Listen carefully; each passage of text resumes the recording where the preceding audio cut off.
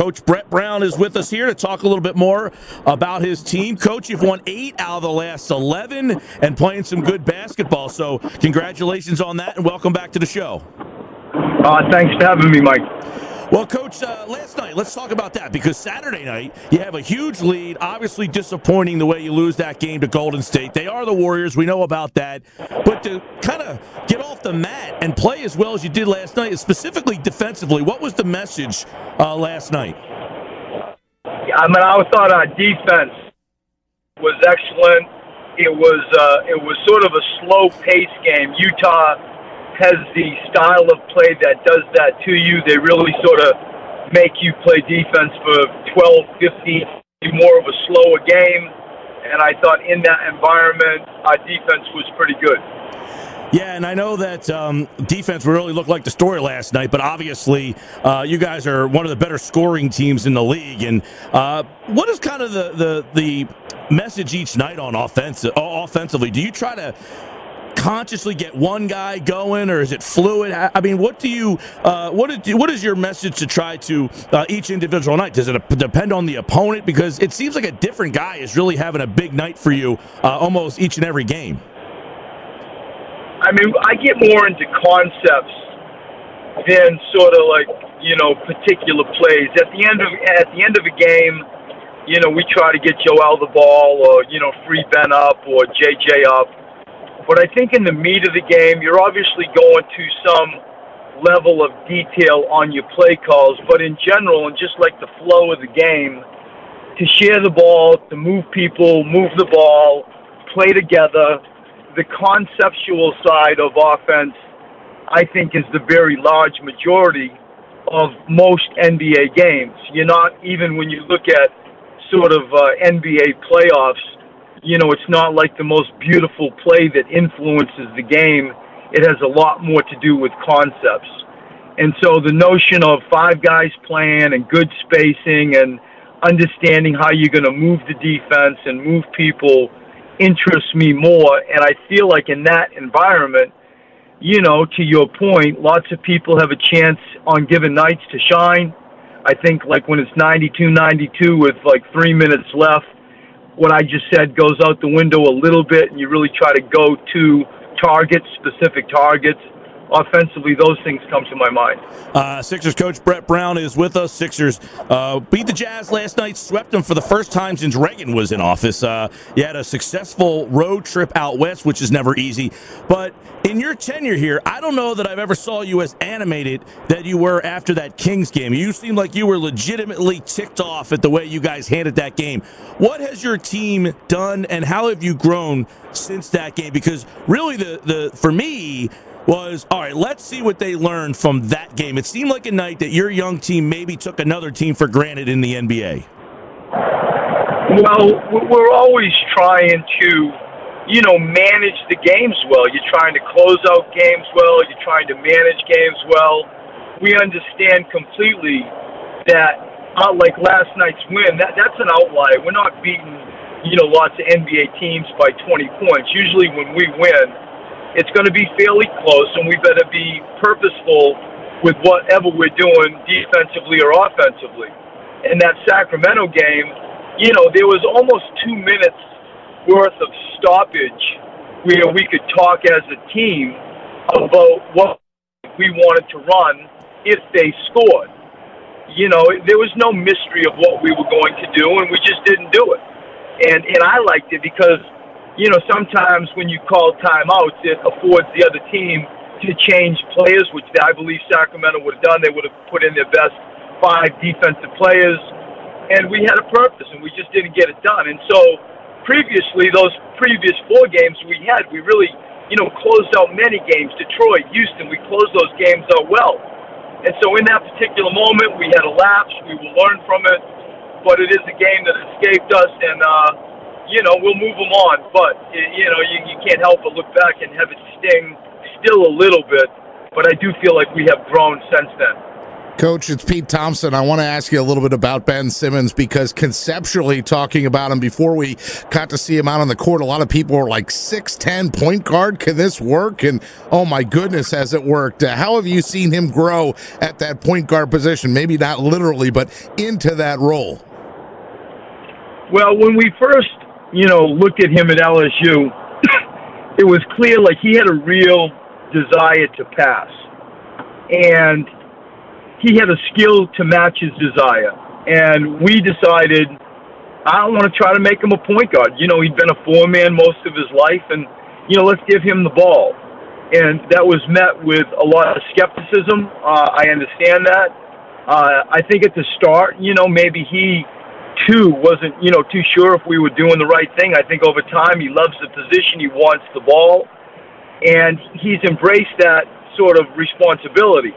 The evolution of Ben is going to be now the sort of intellectual part of that position. I think he's got the mind. I think he's got the skill. And so growing the combination of reading time and score and situation and sort of putting the team on his back to really understand the nuances, the subtleties of the ebbs and flows of an NBA game like, quarterbacks, point guards do. That's the next wave of the continued growth of Ben. But I tell you what, so far he has exceeded all expectation in my eyes. Yeah, and the follow-up to that, Coach, would be last night's performance where he only has 5 points at the half, and he really had a career low, just 2 assists, but those 22 points in the second half, went to the line 15 times and made 11 of them. I mean, you have to sit back and think, boy, if Ben Simmons doesn't have his best night at the point guard position and we still win, we're in pretty good shape.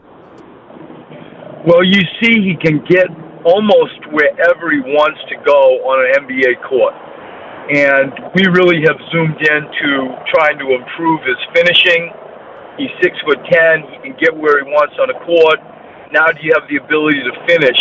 Because we see his sort of ability to shoot left and right-handed. And how can we grow your free throw? Finishing and free throws. And I think that he's really embracing sort of the coming to jump stops and getting his balance and then navigating the gym at 6'10" with a whole sort of different level of patience and vision lines. I think really his evolution, albeit early, has been extremely impressive.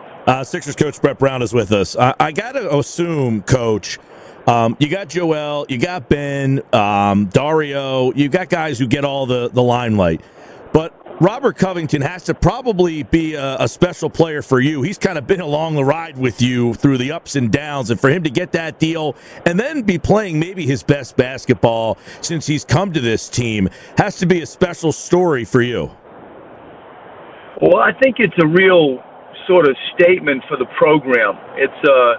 He represents a poster child for us on what we attempted to do when I first took the position. You wanted to give young guys a chance. You wanted to uncover, the word we chose was keepers, and grow, the program sort of organically without just going out and buying, spending money on, the free agent markets. We really wanted to do it through the draft. We wanted to do it through development. And Robert Covington, ends up a poster child for that effort. Joel Embiid has been with me the longest out of anybody on the team. Robert is a very close second, and he was just rewarded, with a $60-some-odd million contract after being undrafted, and we, plucked him from the D-League at that point and try to just help him, really try to help develop his total game. We knew he could shoot. Now he can defend. Now he's able to dribble, and he looks at this program just like he should. It's as much his as it is anybody's, and the work that he has put in makes all of us very proud. A couple quickies with Brett Brown here. Real fast, are you comfortable or happy with the way Dario is fitting in, or do you feel like you have to figure out a better way to get him incorporated with all the firepower out there? It seems like he's one guy that maybe isn't excelling. No, I think it's been initially a rough start. Was bringing him off the bench. He had just been played overseas for his nation for a previous 8 weeks. I think people that don't know that scene where you're trying to, qualify for Olympic Games or have a European type of ranking. There's a lot of pressure and there's a lot of basketball. And he had 8 full weeks of all that, during the times people were resting. Croatia was playing in the months of August and September. And I think some of that took its toll at the start of our year. There wasn't much downtime. Once Jared Bayless was injured, I brought him into the starting 5. I think his success has really been scrutinized a little bit because he struggled from time to time. Offensively, I think his defense has been solid. I think he's an incredible teammate. Like, he fits in with our guys wonderfully. He's probably most valuable when he's really able to make the perimeter shot, the three-point shot. He probably complements Joel in that spirit in a more prominent way when he does do that. But no, I think he's moving along, and I think he's going to end up having another great season. Tomorrow night, they'll take on Portland. We'll have the game on 97.3 ESPN. That's a handful backcourt there for your young guys. I know you got McCollum and Lillard. Those guys are two of the best, one of the best tandems in the league. So it'll be interesting to see how you guys attack that. And then you got the Thanksgiving there, but the 6-game homestand. Do you look at this 6-game homestand as a very kind of important jumping-off point to get to, talking to Jimmy Lynam the other night, he said, about 20 games is what we want to look at. That 20-game mark, you'll be right there at the end of this homestand. Do you think after this you will have learned what you want to learn about your team? I agree with Coach Lynam that 20 games it's sort of the delineation when you speak to analytics people where they feel a little more comfortable that you can start assessing trends and patterns. Shorter periods of time, you can be misled. And I think from a coaching standpoint, I think it's true. I think you can start identifying strengths and weaknesses with a body of work that is ample to make those judgments. For me, I've always broken the season down into 10-game clumps. We have 8 10-game clumps. That 6-game home stretch that you're talking about, at the end of that would represent our second 10-game clump or 20 games. View it as you will. But it's easy for me to talk to the team sort of with that in mind. And we claim goals and we talk about things that we got to sort of zoom in on and try to get better at or continue. And I think this home game stretch we will have learned both analytically and I think just common sense wise a lot when those 4 games that remain end. All right, Coach, tomorrow night, Portland, we'll have it on 97.3 ESPN. Then Thanksgiving, you're going to get a chance to spend it with family? I am. I love the holidays. I'm a holiday romantic. I got a daughter coming back from college today, and my other daughter is back home. I got a 13-year-old son, and that we're giving the team off on Thanksgiving. We'll just enjoy it like I hope everybody else does with family and just relax, take a deep breath and enjoy the day. As I said, I'm a big holiday fan.